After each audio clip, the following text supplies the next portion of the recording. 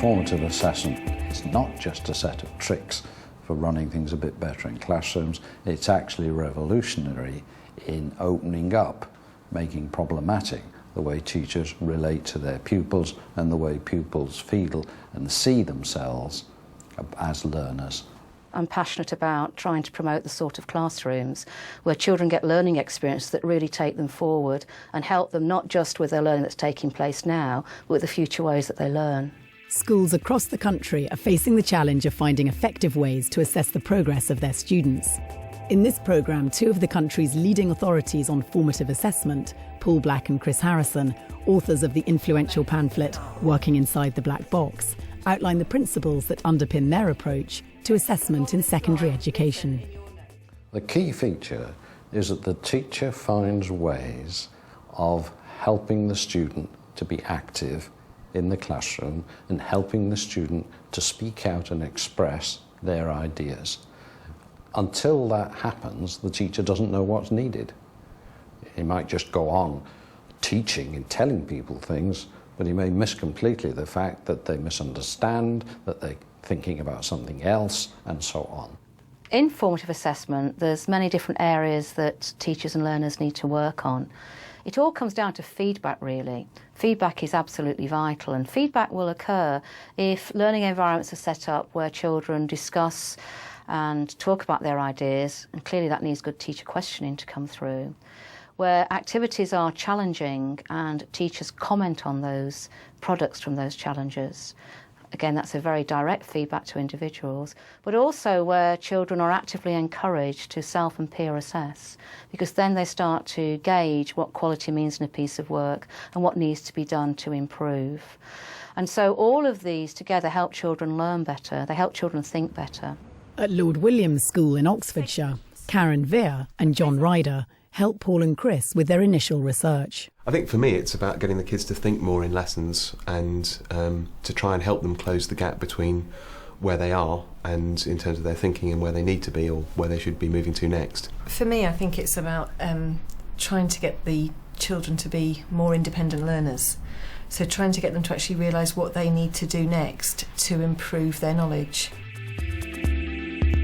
So what are the main features of formative assessment? When you go into a formative assessment classroom, what you actually usually see are teachers who are asking questions that have been well thought out questions. They're either questions that they know from the research literature or from their own experience, are ones that children may slip up on or may have problems with, or they're ones that they're developed as being very open questions so that the child can actually take the answer in various ways. So it's the quality of the question to evoke interesting and important ideas related to what the learning has to achieve if pupils are to move on in the subject that matters. Science teacher John Ryder uses open questioning to stimulate discussion amongst pupils in his Year 11 class. What we're looking at today is another one of those really big questions. Are we alone in the universe? In groups of 2 or 3, I'd like you to think about those 3 questions, discuss them, and also one person in your group just jot down some thoughts in the back of your book. You have to encourage them to talk, and that means not responding to the first thing that's said by saying it's right or wrong, but really taking it quite neutrally and asking others if they agree with one of those things that 1 or 2 pupils have said. I think if I just do quick question answer, they don't have the time to think and they don't process information. They also have to take a risk in terms of peer pressure in answering a question, putting their hand up and answering a question. And if they know that in their group they've shared the ideas and they've got something to say, then they're much more confident to do that. Do you reckon you should just bung them all on one country? I don't know. Or try and mingle them? Mingle. Put them in America. We should breed them. America. There's a lot of space in the middle of America. I used to have discussions where I thought that everyone was involved and it seemed that lots of people weren't. And I think here, every kid has actually engaged with the task and they've talked to each other about it, and I hope they know the structure of the discussion that's coming, and so they know they're going to have to listen to each other in the discussion that follows.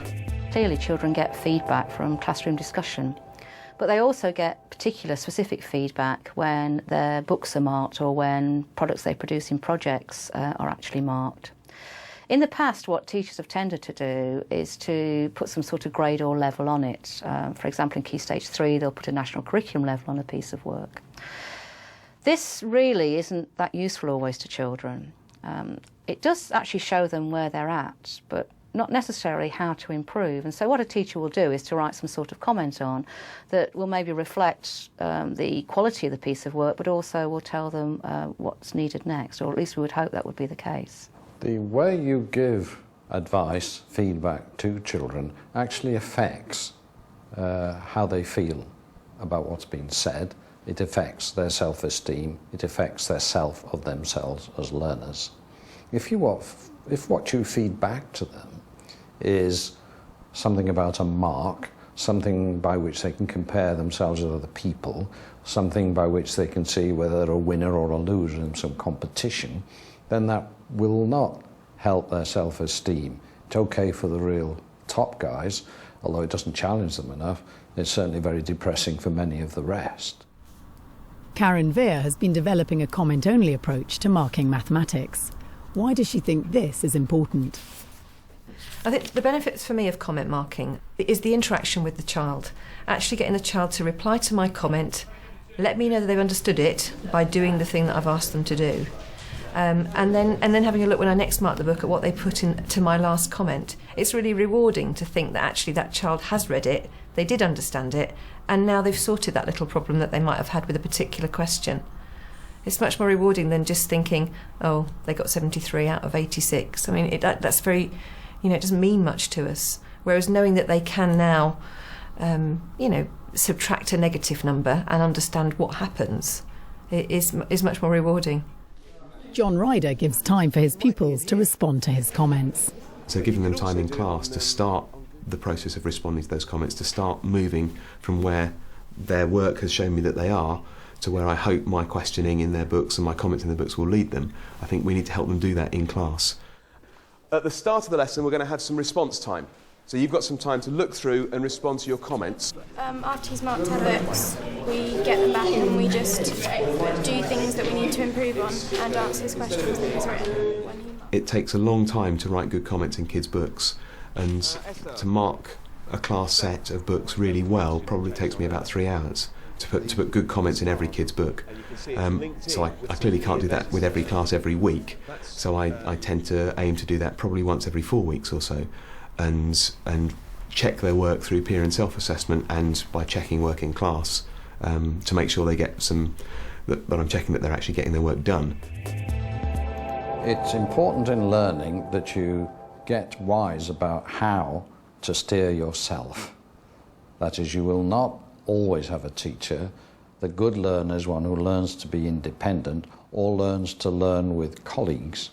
It's interesting when we actually started looking at the role of self-assessment and formative assessment, that we had difficulty in helping teachers to help the children to develop those self-assessment skills. And it was only when we twigged that peer assessment was a way of getting into this that things started to improve in those classrooms. Because it's through peer assessment that you start to become much more aware of your own qualities in your work.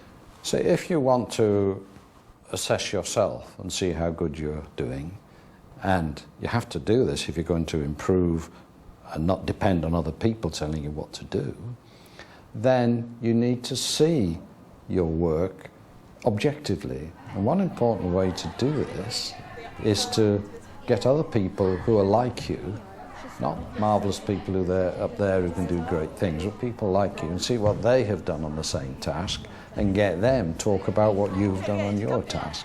We liked all your balances and they'll get chances. Yeah, you felt confident, or it looked like you felt confident doing them. You got good links in between them. Yeah. But just Izzy, one thing, work on your sort of body tension. Yeah, you're sort of like, can see your face. When I started with trying to do some peer assessment, I thought it would be great because it just meant I didn't have to do the marking and, okay, swap books, mark each other's work, there we go. And it doesn't work at all. It's much more complex than that to prepare, because you really need to have thought out exactly how the kids are going to make those judgments on each other's work. I give them the answers to go through, and they've got a model set of answers, and they have to decide what the person whose work they're marking is good at, what they're not so good at, what they need extra help with. And they do a comment to each other on those tasks, and then they have to decide whether their partner deserves the merit. And they are incredibly fair. They will say to each other, well, you obviously haven't spent very long on that, look at the state of it. They don't say, oh, you have a merit because I gave you, I'll give you a merit if you give me one. They just don't do that. They are very, very honest and quite frank with each other in a way that I think teachers can't always be quite so blunt. If they're using peer assessment well, then they start to see themselves as someone who can make judgments about the quality of work, who can give advice on how to improve work. And if they see themselves as someone who can do that, then they start to be able to do that more successfully on their own work as well. Teachers have to do summative assessments as well as formative assessments. And there's nothing in the ideas about formative which are necessarily in conflict with summative assessments, although reconciling different practices between the two might be important. All I think about that is that often summative assessments are done too frequently, whereas one has to ask what they're for.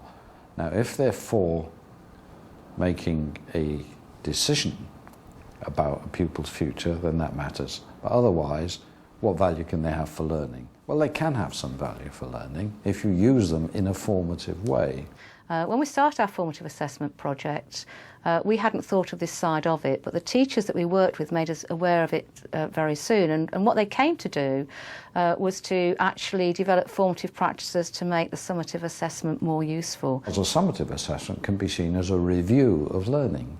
Preparing for that review can involve pupils in thinking through what they've achieved in the learning, which can powerfully involve all the methods of self and peer assessment. And then when they have taken a test and have written answers, they can be used as homework can be used. That is, they can sit in peer groups and mark their answers and learn from that what was strong, what was weak about what they did. Okay, I've photocopied some questions from the SATS papers, and I'm going to ask them now to answer the questions, discussing with their partner, and then they're going to be shown the real mark schemes so that they can actually mark their work related to a proper SATS mark scheme. Well, it helps them to see that they can pick up method marks for just writing a certain amount down. They don't have to do the whole question and get the whole question right. They can actually get quite a considerable amount of marks, even if they got the wrong answer, just by showing the method. And I think it's quite revealing to children to see, oh, I'd have got a mark if I'd just put that down. And using the real mark schemes helps them to make progress from the SATS papers. We have to take part in summative assessment, whether that's external exams or whether that's some kind of teacher summative assessment, but we have to do that bit. We have to do the measuring at some stage.